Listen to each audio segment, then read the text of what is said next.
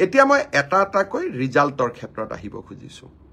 প্ৰথমতে মই অসম আৰক্ষীৰ ৰিজাল্টৰ বিষয়ে আপোনালোকক জনাব খুজিছো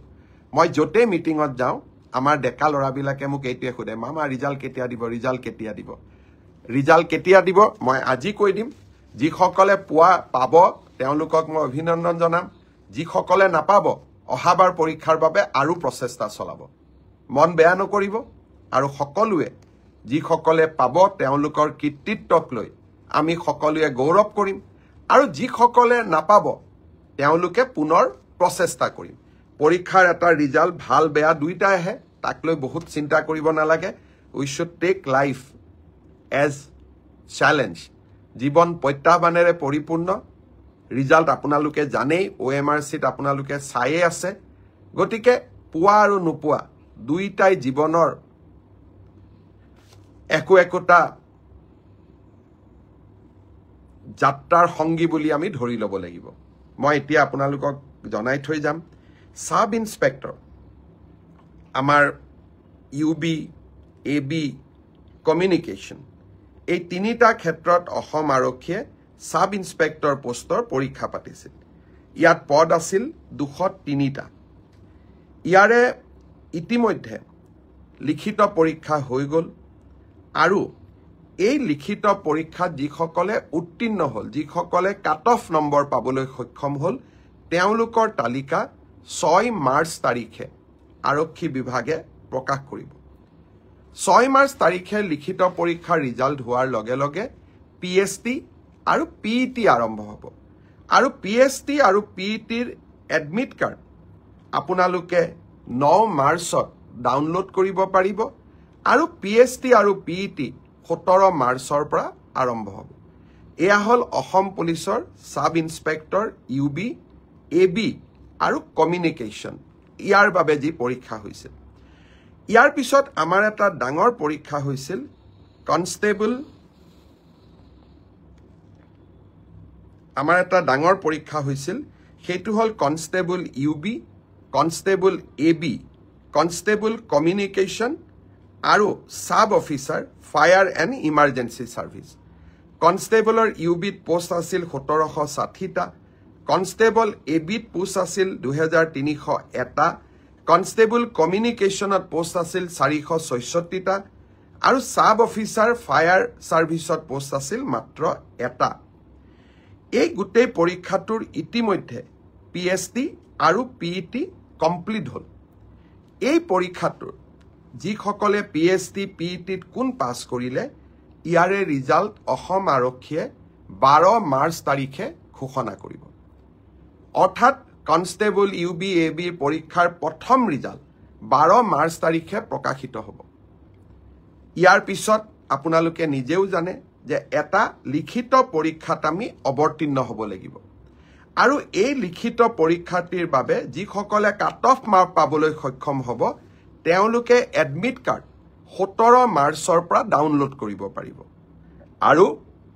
finally AB UB written test 23 মাৰ্চত অনুষ্ঠিত হ'ব ইয়াৰ পিছত অসম আৰক্ষীত ড্ৰাইভাৰৰ 667টা পোষ্টৰ বাবে PST আৰু PET অনুষ্ঠিত হৈছিল এই ড্ৰাইভাৰৰো PST PETৰ পৰীক্ষাৰ ৰিজাল্ট অহা পৰহি দিনাখন অৰ্থাৎ 4 মাৰ্চ তাৰিখে অসম আৰক্ষীয়ে ঘোষণা কৰিব ইয়াৰ পিছত স্বাভাৱিকভাৱে ড্ৰাইভিং টেষ্ট হ'ব আৰু ড্ৰাইভিং টেষ্টৰ পৰীক্ষাৰ বাবে এডমিট কাৰ্ডো 4 তাৰিখৰ পৰা লাভ কৰিব পাৰিব আৰু written test driving test written পিছত হ'ব প্ৰথমতে ড্ৰাইভিং হ'ব ড্ৰাইভিং টেষ্ট 10 মাৰ্চত পৰা অনুষ্ঠিত হ'ব অৰ্থাৎ 4 তাৰিখে PST PET ৰিজাল্ট দিব এডমিট কাৰ্ডো 4 তাৰিখে দিব আৰু 10 মাৰ্চৰ পৰা ড্ৰাইভিং টেষ্ট হ'ব আৰু ফাইনেলি ইয়াৰ পিছত এটা লিখিত পৰীক্ষাটো আমি এপিয়াৰ কৰিব লাগিব এতিয়া মই আহিছো কনষ্টেবল AB CDO অৰ্থাৎ কমান্ডো ব্যাটালিয়ন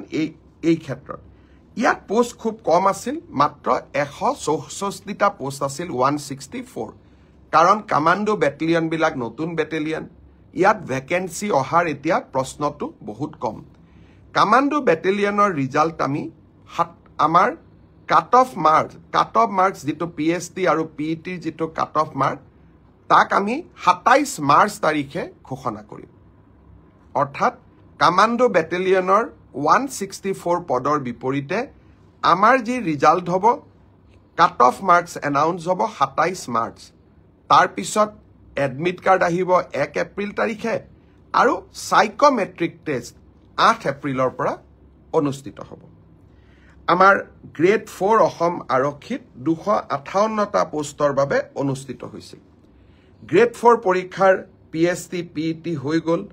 আৰু কেইটামান হ'ব বাকি আছে 15 মাৰ্চলৈকে চলিব সেই ইয়াৰ PST PET ৰিজাল্ট আমি দিওঁতে কিছু পলম হ'ব 30 এপ্ৰিল পাবগৈ এয়া হ'ল অসম আৰক্ষীৰ সম্পৰ্কত আপোনালোকে জানিব বিচৰা তথ্য ইয়াৰ পিছত বহুত ল'ৰা ছোৱালীয়ে মোক সুধি আছে যে ADRE ৰিজাল্ট কেতিয়া দিব ADRE ৰিজাল্ট 7 মাৰ্চ শুক্ৰবাৰে আমাৰ গ্ৰেড 3 আৰু গ্ৰেড 4ৰ যি আমাৰ ৰিক্ৰুটমেণ্ট কমিশ্যন আছে তেওঁলোকে ঘোষণা কৰিব যিমান কেইটা পদ আছে তাৰ বিপৰীতে দুজনকৈ ল'ৰা ছোৱালীক এই পৰীক্ষাত উত্তীৰ্ণ হ'ব আৰু তেওঁলোকৰ মাজত পৰৱৰ্তী সময়ত ৰিটেন টেষ্ট অৰেল অনুষ্ঠিত হ'ব অৰ্থাৎ লিখিত পৰীক্ষাৰ ৰিজাল্ট গ্ৰেড 3 আৰু গ্ৰেড 4 আমি 7 মাৰ্চ তাৰিখে ঘোষণা কৰিম এটা পোষ্টৰ বিপৰীতে দুজনকৈ ল'ৰা ছোৱালীয়ে এই লিখিত পৰীক্ষাত উত্তীৰ্ণ হ'ব শেষৰ নম্বৰটোত যদি বেছি ল'ৰা ছোৱালীয়ে একেটা নম্বৰে পায় তেতিয়াহ'লে হয়তো 3000 পোষ্টৰ বিপৰীতে মই ধৰি ল'ব কৈছো 6000 ল'ৰা ছোৱালী পাছ কৰিব লাগে কিন্তু একেটা নম্বৰ যদি বহু পৰীক্ষাৰ্থীয়ে লাভ কৰে তেতিয়াহ'লে একে নম্বৰ পোৱা ল'ৰা ছোৱালী সকলেও পৰীক্ষাটো ডেফিনেটলি পাছ কৰিব অৰ্থাৎ আমি যদি ধৰি লওঁ 50 যে কাট অফ মাৰ্ক কিন্তু 50 যদি 50 জন ল'ৰাই নম্বৰ পাইছে তেতিয়াহ'লে 50 জন ল'ৰায়ে লিখিত পৰীক্ষাত পাছ কৰিব গতিকে 1:2 বুলি ক'লেও 1:2 একেবাৰে গ্ৰামাটিক্যাল সেন্সত নহব হয়তো 2-4জন ল'ৰা ছোৱালীয়ে বেছিকৈ পাছ কৰিব ADREৰ পৰীক্ষালৈ তাৰ ৰিজাল্ট কি হ'ব তাক আপোনালোকে জানেই সেইবাবে মই যিসকলে পাছ কৰিব তেওঁলোকক অভিনন্দন জনাইছো যাতে অৰেলৰ বাবে তেওঁলোক সাজু হ'ব পাৰে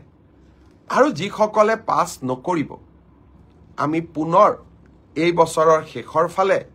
নতুন বিজ্ঞাপন দিয়াৰ বাবে চেষ্টা কৰিম আপোনালোকে আৰু এবাৰ পৰীক্ষাত অৱতীৰ্ণ হ'ব আৰু লগতে অসমত উদ্যোগসমূহ আহিব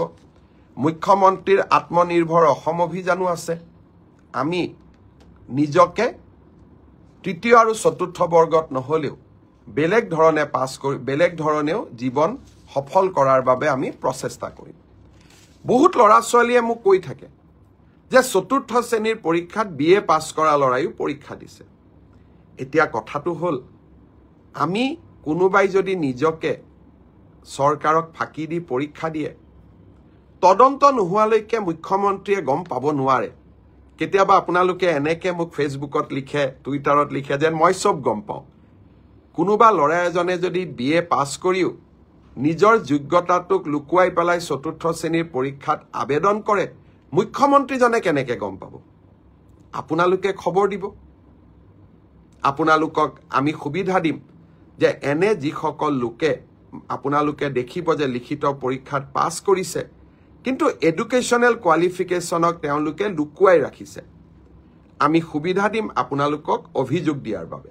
যাতে অৰেল পৰীক্ষা হোৱাৰ আগতে বা মৌখিক পৰীক্ষা হোৱাৰ আগতে আমি আপোনালোকৰ অভিযোগবোৰ নিৰ্দিষ্ট ইউনিভাৰ্সিটি লগত কথা পাতি আপোনালোকৰ অভিযোগবোৰ যাতে আমি নিষ্পত্তি কৰিব পাৰো আৰু এটা পৰীক্ষাৰ বিষয় মই জনাব খুজিছো সেইটো হ'ল post graduate teacher post graduate টিচাৰৰ ক্ষেত্ৰত মোক বহুতে সুধি আছে ৰিজাল্ট কেতিয়া দিব কিন্তু পোষ্ট গ্ৰেজুৱেট টিচাৰৰ পৰীক্ষা হৈ যোৱাৰ পিছত ইয়াৰ যি আনসাৰ কি আছিল সেই আনসাৰ কি আপোনালোকৰ সন্মুখত আমি দিছিলো আপোনালোকৰ মাজৰে বহুজনে এই এনসাৰ কিখিনিক প্ৰত্যাহ্বান জনাইছে অৰ্থাৎ চ্যালেঞ্জ কৰিছে 2-3টাৰ ক্ষেত্ৰত ইয়াৰ ক্ষেত্ৰত সিদ্ধান্ত লবলৈ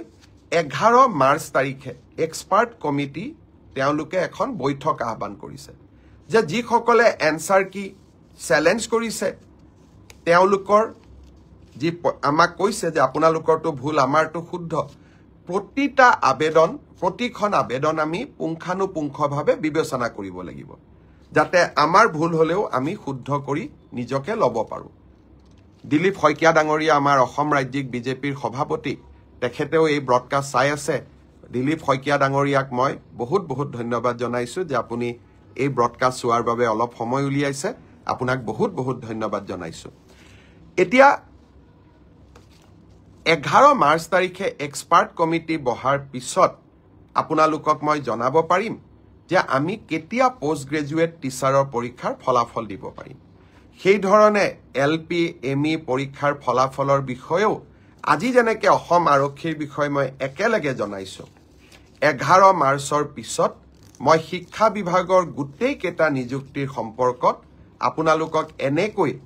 আগতীয়াকৈ জনাবৰ বাবে মই প্ৰচেষ্টা কৰিম তাৰ বাবে আপোনালোকে মোৰ পৰৱৰ্তী অৰ্থাৎ 11 মাৰ্চৰ পিছৰ কোনোবা এটা ফেসবুক লাইভৰ অনুষ্ঠানৰ বাবে অপেক্ষা কৰিব লাগিব পুনৰ এবাৰ আপোনালোকক ধন্যবাদ জনাইছো